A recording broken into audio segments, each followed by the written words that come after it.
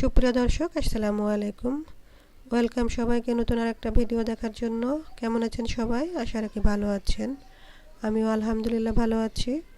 আজকে আমি রান্না করব কাঁচা কাঁঠাল, অর্থাৎ কাঁচা কাঁঠালের তরকারি, অর্থাৎ এঁচোড় রান্না। আর এই এঁচোড়টা রান্না করবো আজকে চিংড়ি মাছ দিয়ে। এটা আসলে অনেক রকমভাবে রান্না করা যায়, তবে আমি আজকে চিংড়ি মাছ দিয়ে রান্না করব। আর এটা খেতে আসলে অসম্ভব মজা। যারা এখনও এই চিংড়ি মাছ দিয়ে এঁচোড়টা রান্না এভাবে করে খান নাই, আশা রাখি তারা আমার এই রান্নার রেসিপি দেখে ট্রাই করবেন। আশা রাখি অনেক ভালো লাগবে। চলুন তাহলে দেখে নেওয়া যাক কীভাবে এঁচোড়টা রান্না করি। আমি প্রথমে কাঁঠালটা ভালো মতো কেটে এভাবে ছোট ছোট করে টুকরো টুকরো করে কেটে নিয়েছি ভিউয়ার্স। এভাবে কেটে নিয়ে এখন আমি এটাকে ধুয়ে নিব, নিয়ে এটাকে কিছুক্ষণের জন্য সেদ্ধ করে নেব। এখন এই কাঁঠালটাকে সেদ্ধ করার জন্য আমি চুলায় একটা কড়াই বসিয়ে দিয়েছি এবং কিছু পরিমাণ মতো পানি দিয়েছি। আর দিয়ে দিলাম লবণ, আর দিয়ে দেবো হলুদ। দিয়ে হলুদ আর লবণ দিয়ে কাঁঠালটা কিছুক্ষণের জন্য সেদ্ধ করে নিব। হলুদ আর লবণ দেওয়ার পরে ফুটে উঠলে তারপরে আমি এখানে কাঁচা কাঁঠালটা দিয়ে দেবো ভিউয়ার্স।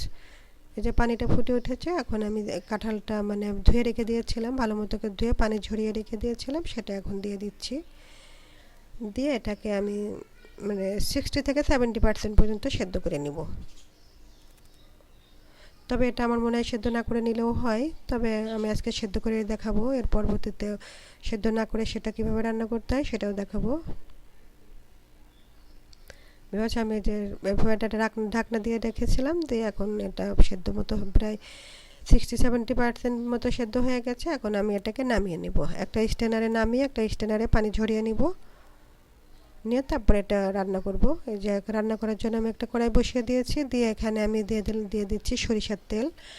আর এই রান্নাটা আসলে সরিষার তেল দিয়ে বেশি মজা হয়।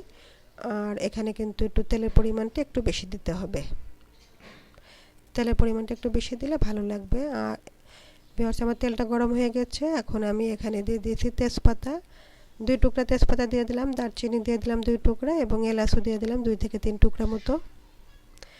দিয়ে এখন এটা নাড়াচাড়া করতে করতে মশলার একটা ফ্লেভার বের হয়ে আসছে। এখন আমি এখানে পেঁয়াজ অ্যাড করছি। এখানে আমি পেঁয়াজ কুচি দিয়ে দিলাম 1 কাপের মতো। এই 1 কাপ পেঁয়াজটাকে এখন আমি এটাকে তেলের মধ্যে নাড়াচাড়া করে ভাজা ভাজা করব। তবে এই পেঁয়াজটা আমি এভাবে নাড়াচাড়া করে নিচ্ছি। নাড়াচাড়া করে নিয়ে তারপরে আমি অন্যান্য মশলা অ্যাড করবো। সেই যে আমার পেঁয়াজের কালারটা প্রায় চেঞ্জ হয়ে আসছে এবং হালকা ব্রাউন হয়ে আসছে, বা বেরেস্তা হয়নি আর কি। এখন আমি এখানে দিয়ে দেবো হলুদ গুঁড়া, দিচ্ছি আমি 1 চা চামচ, আর দিয়ে দিচ্ছি আমি লাল মরিচের গুঁড়া 1 চা চামচ। হলুদ আর মরিচের তেলের ভিতরে দিলে কি হয়, তরকারি কালারটা অনেক সুন্দর আসে, এই জন্য আমি এখন দিয়ে দিলাম ভিউয়ার্স। আর মরিচটা এরপরেও আপনারা দিতে পারবেন, তবে আমি এখন কালারের জন্য এতটুকু করে দিয়ে দিলাম। দিয়ে এখানে আমি দিয়ে দেবো এখন রসুন বাটা দিব। রসুন বাটাটা দিয়ে দেবো আমি 2 চা চামচ। 2 চা চামচ রসুন বাটা দিলাম, আর আদা বাটা দিয়ে দিলাম 1 চা চামচ। দিয়ে এখন এই মশলা তেলের সাথে একটু নাড়াচাড়া করে নিচ্ছি। নাড়াচাড়া করে এখন সামান্য পানি দিয়ে দিলাম, কারণ এখানে শুকনো মশলা অ্যাড করতে হবে, যার জন্য আমি এখন একটু পানি দিয়ে দিলাম। দিয়ে মশলাটাকে একটু ভালো মতো কষাবো। আর মশলাটা যত বেশি ভালো কষানো হবে, তরকারির স্বাদটা কিন্তু তত বেশি ভালো আসবে। এখন আমি দিয়ে দিলাম জিরা গুঁড়া 1 চা চামচ, আর ধনে গুঁড়া দিয়ে দিলাম 1 চা চামচ। দিয়ে এখন এটাকে আমি নাড়াচাড়া করে তারপরে এটা ঢেকে কষাতে দেবো আর কি। বেড়ে আমি এখন লবণ দিয়ে দিলাম। আর লবণ যেহেতু এর আগে আমি লবণ আর হলুদ দিয়ে কাঁঠালটা সেদ্ধ করে নিয়েছি, সেজন্য আমি এখন পরিমাণ মতো লবণ দিলাম। এখন বেশি দেওয়া যাবে না একবারে। দেওয়ার থেকে আমি মশলাটাকে এখন ঢেকে দিলাম, ঢেকে দিয়ে কিছুক্ষণের জন্য রান্না করে নিয়ে তারপর এটাকে কষাবো। আমি ঢাকনাটা তুলে নিলাম, নিয়ে এখন এই মশলাটাকে একটু ভালো মতো কষাবো। এরকমভাবে কষালে কী হবে, যে মশলাটার থেকে কোনো কাঁচা গন্ধ থাকবে না এবং খেতে অনেকটা মজা লাগবে তরকারিটা। এই জন্য একটু ভালো মতো কষিয়ে নিচ্ছি ভিউয়ার্স। আমার এই মশলাটা প্রায় কষানো হয়ে আসছে এবং তেলটা উপরে উঠে আসছে। এখন আমি যেহেতু এটা এঁচোড় চিংড়ি, সেহেতু আমি চিংড়ি মাছ আগের থেকে কেটে বেছে ধুয়ে রেখে দিয়েছিলাম। এখন সেই চিংড়িটা আমি এই মশলার মধ্যে অ্যাড করে দেব। চিংড়িটা দিয়ে এখন খুব ভালো মতো মশলার সাথে কষাবো আর কি।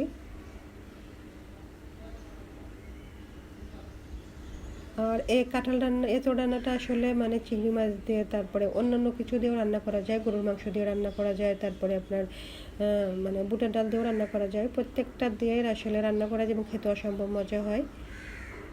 আর যারা এঁচোড় চিংড়িটা এখনও খান নাই, আসলে আমি মানে বলবো তাদেরকে একবার হলেও একবারের জন্য হলেও বানিয়ে নেবেন, এটা খেতে আসলে অসম্ভব মজা। ভিউয়ার্স, আমি আর একটু পানি দিয়ে দিলাম, দিয়ে এখন এই চিংড়িটাকে একটু ভালো মতো কষিয়ে নিলাম। আমার চিংড়িটা কষানো হয়ে গেছে। এখন আমি যে আগের থেকে যে কাঁঠালটা সিদ্ধ করে রেখে দিয়েছিলাম সেটা এখন আমি এখানে দিয়ে দিচ্ছি। আমি কাঁঠালটা দিয়ে দিলাম, দিয়ে এখন এটাকে একটু ভালো মতো কষাবো। আর এই কাঁঠালটা আসলে যত কষানো হবে ভালো হবে, তত ভালো মানে খেতে ভালো লাগবে ভিউয়ার্স। সেজন্য আমি মানে অনেকক্ষণ ধরে এটাকে কষিয়ে নেব, প্রায় 7-8 মিনিট ধরে এটাকে কষিয়ে নেব। আর এটা কষানোর সময় দেখা যাচ্ছে একটু পানি বের হবে মানে কাঁঠাল থেকে, তখন এই পানিটা শুকানো পর্যন্ত এটাকে কষাতে হবে।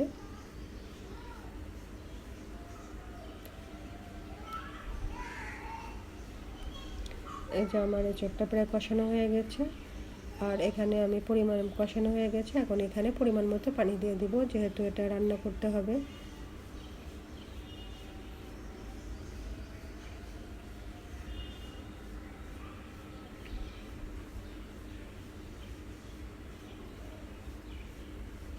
এই যে আমার এঁচোড়টা কষানো হয়ে গেছে, এখন আমি পরিমাণ মতো পানি দিয়ে দিচ্ছি। তবে এটা যেহেতু আগের থেকে একটু সেদ্ধ করা, সেহেতু এখানে পানি খুব বেশি লাগবে না।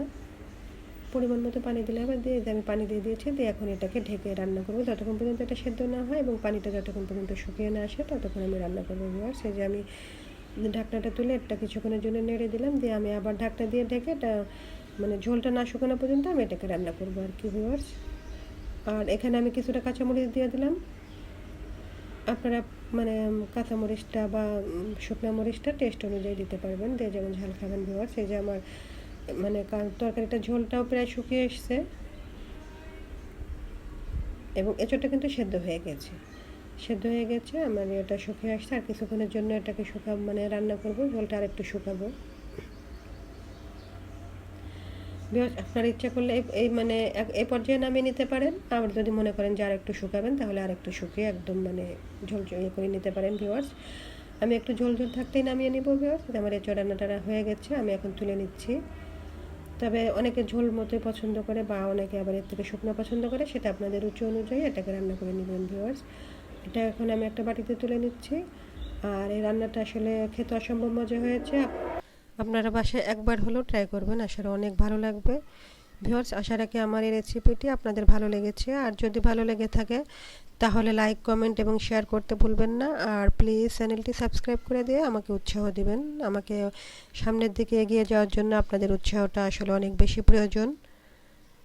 এই যে আমার এঁচোড় রান্নাটা অনেকটা সুন্দর হয়েছে, দেখতেও যেমন সুন্দর হয়েছে, খেতেও অসম্ভব মজা হয়েছে ভিউয়ার্স। আজকে এই পর্যন্তই। এতক্ষণ আমার সঙ্গে থাকার জন্য সবাইকে ধন্যবাদ জানিয়ে আজকের মতো এখানেই শেষ করছি।